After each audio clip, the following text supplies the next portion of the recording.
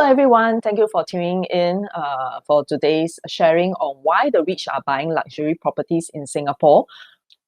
So this is a slide that shows that many renowned people have parked their money here and they have bought luxury homes even over the past year. So for instance, I think this is someone that we all know, James Dyson. He has come to Singapore, set up I think his headquarters here and moved his operations here in Singapore, and he himself has also bought a few properties in Singapore, including this one, rumored I think 45 million Bukit Timah bungalow, and another one looking at a very luxurious property here. Then another person that we all know, Jack Ma, again rumored that he is building a massive bungalow in Singapore, and of course this one, Donnie Yen, is one of the Hong Kong superstar who has come here. So these are some of the headlines that has grabbed the attention of even investors overseas or even journalists who are very curious to know why people want to buy properties in Singapore. And we know that Singapore is one of the more popular countries where many people have parked their money here. Okay, so why are people buying luxury homes in Singapore? There could be a few reasons. Okay, so one of them could be because some of these investors are thinking that perhaps now is a window of opportunity. So what does it mean by window of opportunity? We know that for these luxury homes, normally these land parcels are not sold by the government, and usually it's through en bloc process or collective sales. So what does it mean by collective sales? It means that developers will buy the older properties and then demolish them, redevelop them into new homes. And usually this kind of one whole trench of all these luxury homes will be released in cycles. So for instance, the last cycle, if you look down here, this chart shows us the number of units that has been launched every year, luxury homes that have been launched, and the take-up rate for per year. And you can see that there has been quite a big increase down here from 2009 to perhaps about 2013. So these are the luxury homes that were sold or they were acquired during the last collective cycle that happened around 2006 to 2007. So you can see down here that after, usually it takes about 1 to 2 years for developers to rebuild them, and then after that to resell as well. So they will launch it around 2 years later. So that's when you see that there was an increase in terms of units launched down here. But after that, you can see that there was a hiatus from 2015 to about 2018. Down here, there are not many new luxury homes that have been launched. So this could be a reason why when the current collective sales cycle right now, where we are now, when new launches are being put into the market, you can see that the take-up is actually quite healthy. And this could be because there's a bit of pent-up demand down here. So what this means is that the en bloc cycle happens only every 10 to 12 years. So the last cycle was in 2006, and now this cycle is 2016 to 2018. And that's when you see many of these luxury homes are ready to be launched.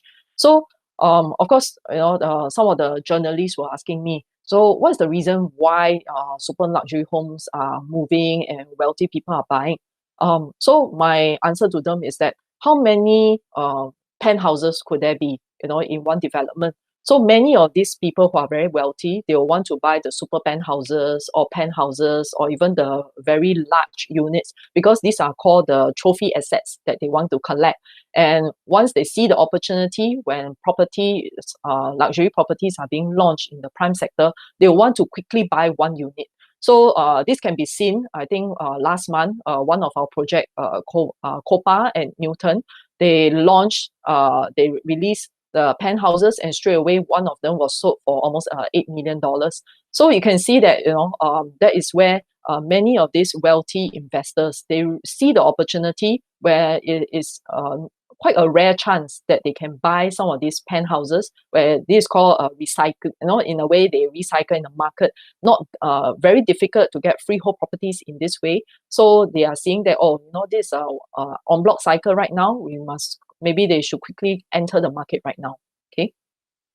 Then what about the question where people are asked, new home supply may be increasing. There's been quite a lot of talk about it. So what's going to happen? But if we put things into perspective, we'll realize that the new home supply may be set to plunge after 2020, which is where we are right now. So if you look at here, down here, the yellow shows all the land parcels that have been sold from en bloc activities, and then after that, these are private acquisitions and GLS. So most of the time, luxury properties are either the land parcels are acquired from en bloc or from private acquisitions. So in 2017, if let's say you count the GLS as well, where most of the mass market and city fringe homes will be built, you realize that altogether 48 sites have been sold, and in 2018 as well. But this number has dropped drastically after 2018, which is down here. Last year, we only saw 4 en bloc deals, and the rest of them are from GLS, where usually luxury homes are not sold in this area here. So why is it that there was a drop? Is because of the cooling measures. So after the cooling measures, the collective sales cycle has almost come to an end, and we will not be seeing much en bloc activities moving forward. That's the reason why even for the first quarter of this year, we did not see any en bloc sites being sold. So this may indicate to us that yes, there could be an increase in supply from 2017 and 2018, but after that, there will potentially be a lack of new supply in the market, and that may mean that prices may start to trend up when there will be more demand than supply. Okay. Then what about in terms of rental potential? Because we know that some people, they buy luxury properties not just for capital appreciation. Some may be buying because they want to lease them out for the long term. So we want to look at, how is the completion going on. So if you look at these are completed homes in the prime district. Again, district 1 and 2 are located in the central business district. And you realize that the luxury homes that has been completed over the last 2 years, it has been quite stable. In fact, even if you add in those under construction, even during all this period of time, it looks like there is the stock in the market did not really increase very significantly, and that goes for District 2 as well. So this could be one of the reasons why rental prices have been quite stable for the luxury market. And even for the other high-end districts as well, like District 9, District 10, and District 11, again, you can see that the stock in the market has not increased by quite a lot. Okay, so this may be the reason why, in terms of sales volume, it has been very strong.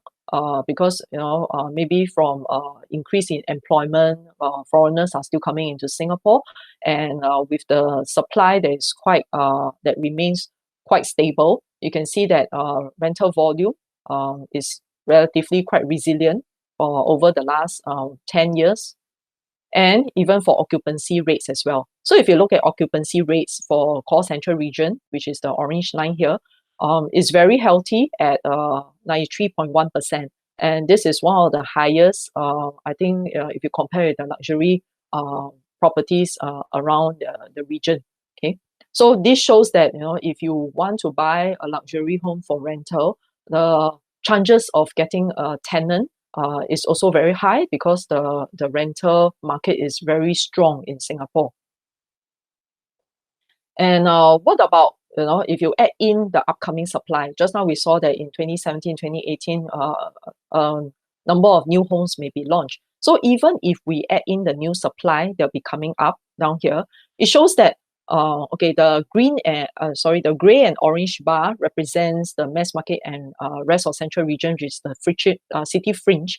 You'll realize that even down here, most of the upcoming completions are not in the luxury segment. So like, for instance, like for this year, only 6% of the completions will be in the luxury segment, which after that it will increase to 12%, and then after it will plateau around 20%.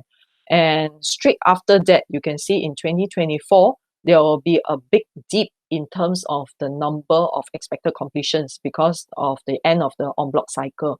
So this shows that the completions for luxury homes is still relatively manageable, because if you compare, let's say example, the blue color bar down here is quite similar to what we have seen down here from 2015 all the way to 2018, which we already know that during that time occupancy is still very healthy. So that shows that in this manner, perhaps the rental market or even rental prices may continue to be supported. The other reason could be the high potential for capital appreciation. This is one chart that shows the URA price index, which indicates for us the price movement for private homes in Singapore. So you can see that for the last 30 years, prices of private homes in Singapore has been on the uptrend down here. And even though there were cases where prices had some dips, for instance, like global financial crisis or Asian financial crisis, or even SARS, you can see that the upcoming dips, the dips here, is still higher than the previous low. So this shows that, I think some of our friends were asking, do you think that prices right now, even if we are going to a recession, will correct to the level that we saw in 2008, which is down here? Not quite likely, but what we know is that every dip it should be even higher than the rest. So perhaps some of the people or some investors right now are seeing that the current situation or the uncertainties may pose as a buying opportunity, and they may find that perhaps prices may continue to rise in the long term. So this could be one of the reasons why they are coming in right now. And of course, the other one is that we also want to look at what about the profitability of buying a luxury homes. And what we have done is that we look at URA data, we look at new homes that have been bought and then resold during this period. We match the caveats together, and then after that, we calculate the profit and loss. So for instance, if you bought a home in 2008 and then you resold it in 2011, the same unit, we will match that together, calculate the profit and loss, and then after that, we will take an average for the whole market segment. And that's when we found in the core central region, the gross profit that was made in the past was around $330,000, which is much higher than the gross profit that has been made in the other market segments like this one, in the city fringe and in the mass market segment. What about those people, what is the potential of making a profit if you were to buy during a crisis period? Some people, they believe that perhaps we may be going into a recession soon because of all the uncertainties that is happening. So it's good for us to see what happened to those properties that were bought during the last crisis. And if we, down here, it charts the gross profit that has been generated over the last that means almost the last 10 years. And you can see that those people who bought during the last crisis period in 2008 to 2010, you can see that the gross profit that have been made during that period, around 200,000 to all the way to about 400,000, is still much higher than all other periods that people have bought over the years. So perhaps these people have bought it at the most attractive price. So that's the reason why they were able to generate a very attractive gross profit. And perhaps right now, some of the investors already believe that we are into the next, perhaps the next cycle, and maybe this could be an opportunity for them to make healthy profits. So what type of healthy profits are we looking at? If you look at this chart, it shows you the highest profit that has been made over the last 17 years for the luxury market. So the first one down here, St. Thomas Suite, it was bought in first quarter of 2007 and resold at in the third quarter of 2011. And they resold at about $7.7 million with a holding period of 4 to 5 years.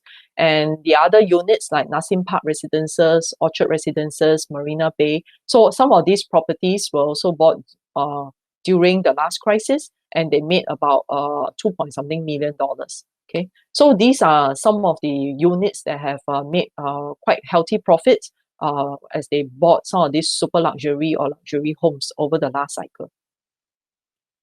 So in summary, why are people coming in to buy properties in Singapore? Because we believe that perhaps because of the en bloc cycle, it doesn't come all the time, only 10 to 12 years.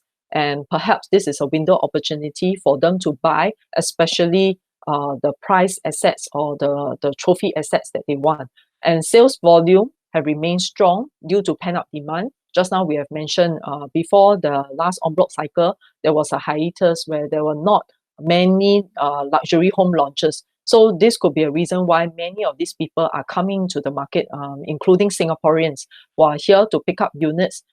Some of them are in very good locations, near MRT station, freehold projects, and very nice buildings, developments. So this could be one of the reasons, and the lack of supply as well. And then the other one is that we believe that foreigners may continue to return to Singapore after border controls are lifted.